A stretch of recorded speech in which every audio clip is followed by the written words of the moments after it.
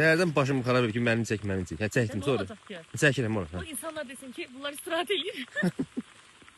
Hele Işık bunu. kaynadı. Hele bunun gelişini, hele bunun gelişini, hele bunun sifətini. Yine misin ya? Aşağısı geldi. Yine misin? Yine ben. İçmirsen sen çay. Sana ayaklarını göster bana. Baba aşağısı yaydı. Yaylayıp yukarısı qışlayıb. O zor yağış yağır ha. He, ağzı burnuna əldi. Ocakta. He. Elim yanacak elimde. Tonqal'la yağışda havada qaladıq. Ama sen kaladın aha al sana. Halal olsun bana. Bak, O menem. denen o sözü. Halal olsun. Söyle sana. buraya, söyle Hayırlı şuraya. Sultan kaladı. Sultan düren çok eğlenceli bize konsept verdi. Sonra yattı, indi durdu. İndi ne kadar bizim boynumuzda. Çox enerji itirmişəm dənənləri. Bəli, o bize lazım ki onu Bəli, bəli. Mən qana demək istəyirəm, azam. Söz, bəs Az çəkdim. ben insaf et ama her biri. Çəkdim, bəsdir. Bəsdir. Severberdən sağ ol dünən.